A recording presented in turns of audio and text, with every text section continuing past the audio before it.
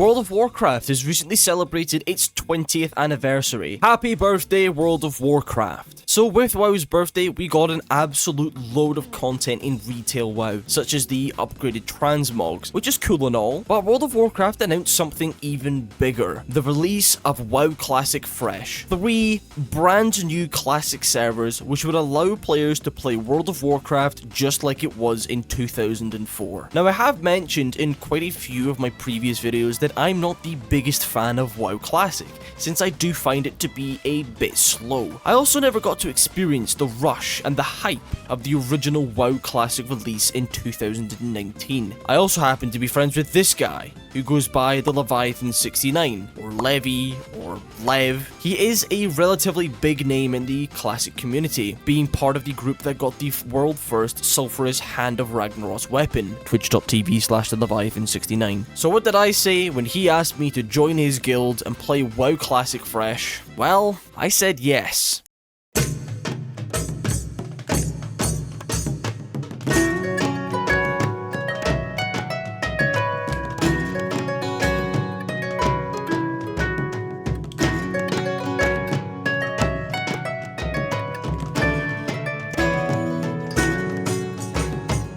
First things first, we obviously needed to create a character. Now, with the rush of everyone wanting to log right in and get started as soon as possible, I didn't customize my appearance. Just clicked Human Warrior and claimed my name.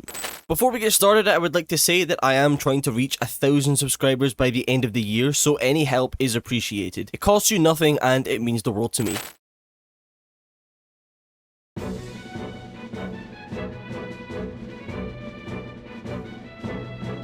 That is right, Fart and Sniff makes his mighty return. He may be dead in the retail universe, but this is classic WoW, and Fart and Sniff is yet to write his name in glory. Now, with the rush of the server's opening, I actually forgot to hit record, so that is why we start today's adventure inside of the Jasper Lode mine, on a quest to murder kobolds. And apparently, so is everybody else. Now, this is something I've never experienced within retail WoW. So many different people all rushing to complete the same quests. So many, in fact, that there were up to 5 different people all camping the specific spawn locations for the mobs. So that is exactly what I did as well. Whilst we were fighting kobolds, the boys had managed to scrap together the silver that they needed to form the guild, and we received our invite to the mighty guild Spectrum. The other thing that doesn't really happen in retail WoW is receiving random invites to groups.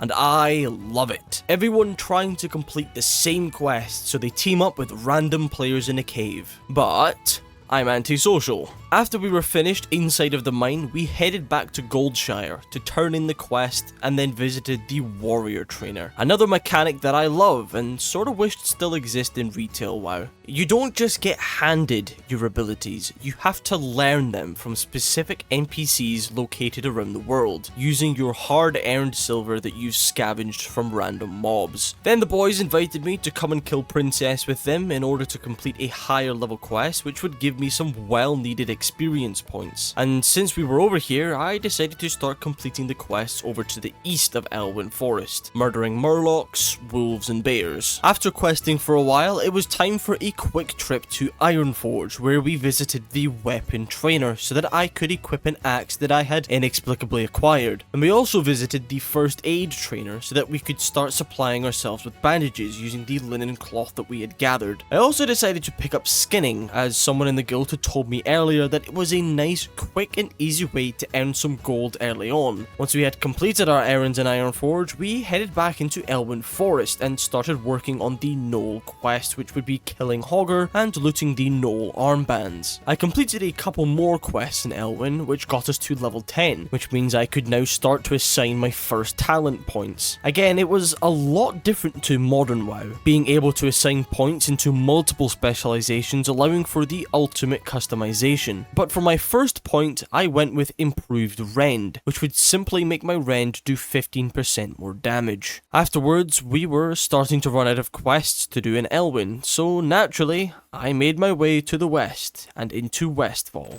Westfall may not be as pretty as Elwynn Forest, but I was excited to quest here as I'd only really ever explored this zone once during my Iron Man challenge videos, and I was looking forward to seeing just how much of a difference there is. And well, first thing is, there's no giant swirly thing in the middle of the zone. We started things off in Westfall with the Pocket Watch quest, a simple delivery quest, and a quest that I still have not done, where we have to collect 8 sacks of oats, and I swear, the oats do not spawn. Unless all the other players keep goblining them off me, then I don't know. Although Westfall was slightly higher level than me, I was able to explore the zone entirely and was making some pretty solid progress. That was until I got to the quest, The People's Militia, a quest where we have to kill 15 Defias pillagers and 15 Defias looters. Now the issue that I have with this quest is that they seem to really only spawn in one area, a tiny strip of land next to a farm plot. So I spent the good part of an hour and a half running up and down this tiny strip of land waiting for the mobs to spawn. And when they did spawn, I then had to try and get a tag on them, and most of the time I wouldn't because there was so many other players trying to do this quest as well. So this was one of the few times that I decided to team up with the random players around me. So thank you Daragon and Maganix for sticking around me for so long. You guys are the real ones. After spending a stupidly long amount of time doing a single quest, I finished up doing what I could in Westfall, as the rest of the quests were still a little too high level for me. And that's when the big man told me to complete all of the quests in Dun Morogh and then Loch Modan, as I would have a much faster progression completing all of the quests that were a level or few below me, which I suppose did make sense. In my head, completing quests that were higher level than myself would award more XP of course, but they took far too long to complete to be a valid method. So I finished up here and headed straight for Dun Morogh. Once we were here in Dun Morogh, I was pretty excited to quest here, as this used to be one of my favourite zones to start back in when I first tried World of Warcraft. I picked up all the quests that I could, and it wouldn't be long for me to notice that spending a few minutes completing a quest is far quicker than spending several hours on them. I really was able to just decimate any mob in my path, which was allowing me to power through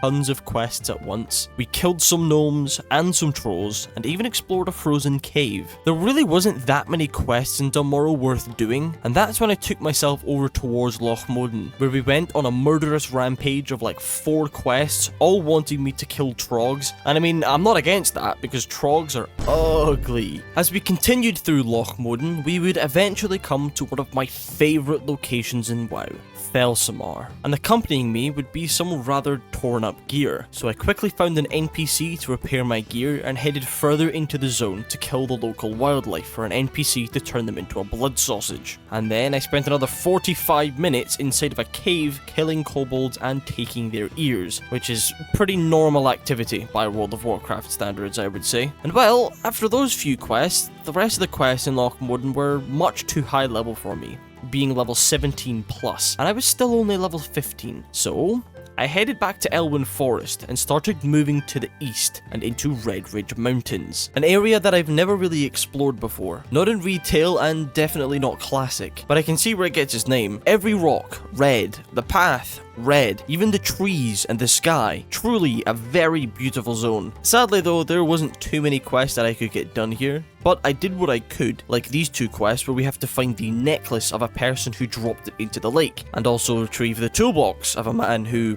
also dropped it in the lake. I am not entirely sure how that's possible. In fact, it's probably explained in the quest description, but I don't think I've ever read one of those. There was also a couple of quests that had me killing lots of beasts, which would help me level up my skinning profession, which we were making some pretty good progress on. And of course, back to killing gnolls. Luckily though, these ones had pretty fast spawn timers, so it wasn't too bad. And then, of course, a quest where we need to loot a mob that never spawns. We needed to kill dire condors and get their meat. The issue was they only spawned in a very small area, and they took forever. to respawn. And of course, there was like 5 to 10 other people all wanting to kill the same mob. So after like an hour, I had finally collected all 5 condor meat, and then still had the other 2 parts of that quest to complete.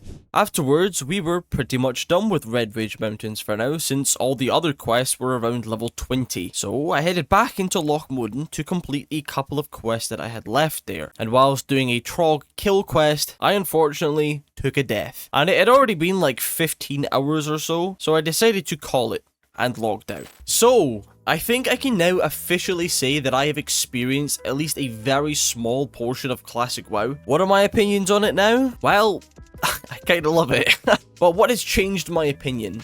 Well, it might sound a bit silly, but one of the biggest things that has improved my experience is adding the weapon swing timer. I'm not sure what it is, but I think it's just being able to see how long my final swing is going to take when it's a close call against a mob. Also being able to explore the intricacies of WoW. Things that don't matter in retail WoW are so important in classic WoW. This really did feel like I was playing an MMO. Now, although it is still a lot slower and a lot more relaxed than retail, I can't imagine that making it quicker would make it any better. In fact, I think it would probably make it worse. The other thing that I think when I briefly played before, it felt really dead before, but this time everyone is doing like the same thing and rushing to get ahead of everyone else, and just the feeling of that alone is enough to get you hooked. I hope you all enjoyed watching this video, because I enjoyed making it. I always do. Remember, I am trying to reach 1,000 subscribers by the end of the year, so any help is appreciated, but you just being here isn't already enough. The other thing I wanted to say is that I do have access to the YouTube members thing, and I do have a couple of ideas for exclusive content that I could make for that. A lot more behind the scenes kind of things. Like I have a video that I've edited that is basically like bloopers whilst doing voiceovers and stuff like that. I don't know. You guys let me know in the comments if that is something that would be interesting to you. Anyway, enough yapping. I hope you all have a wonderful rest of your day, and I will see you all later.